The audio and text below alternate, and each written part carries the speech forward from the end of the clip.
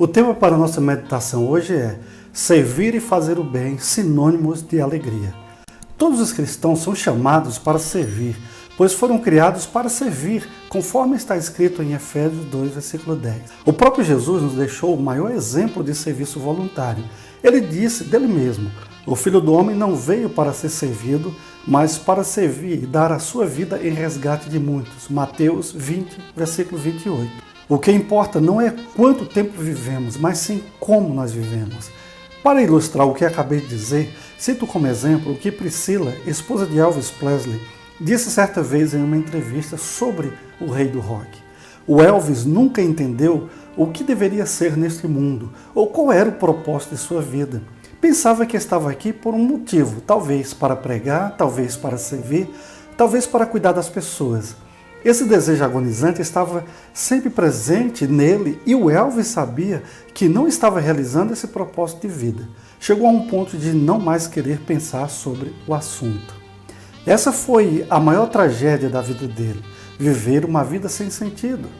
Se você quer dar sentido à sua existência, então prepare-se para servir. É o que a Bíblia está dizendo, que a razão da nossa existência é justamente estarmos servindo uns aos outros e a Deus. Por exemplo, quando olhamos os 10 mandamentos com atenção, logo percebemos que tudo que está escrito ali diz respeito ao serviço a Deus e ao próximo.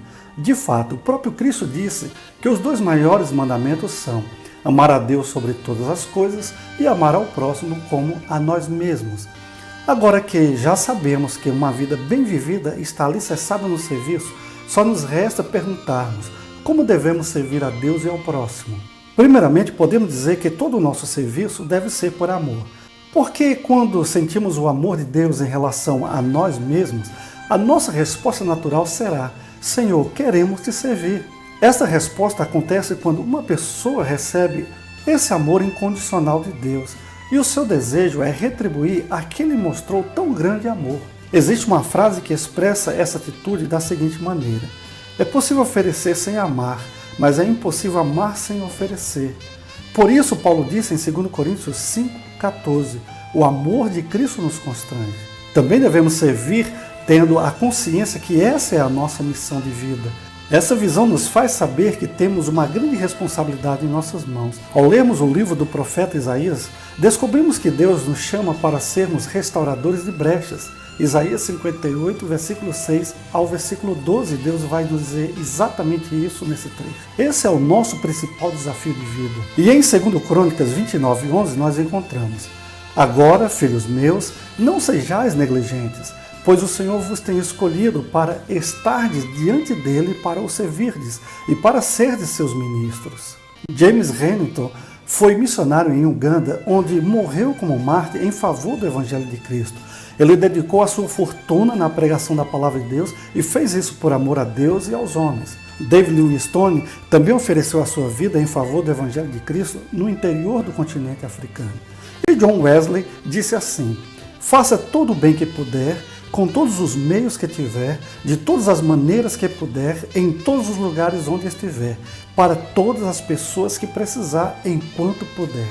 E por fim compreendo que devemos servir a Deus com alegria. Assim nos diz o Salmo 100, versículo 2, servir ao Senhor com alegria. A alegria é o combustível do entusiasmo. E o entusiasmo na obra sagrada nos faz ficar cheios de Deus. A Bíblia nos afirma que a alegria do Senhor é a nossa força, Neemias 8:10. A alegria nos dá disposição para servir cada vez mais ao nosso Senhor. 1 Crônicas 16, 10. Quando o crente serve a Deus sem alegria, o seu trabalho não rende, não tem fruto. Há um peso sobre os seus ombros. Mas quando servimos ao Senhor com alegria, nosso coração sente paz. A nossa alegria até contagia as pessoas que estão à nossa volta.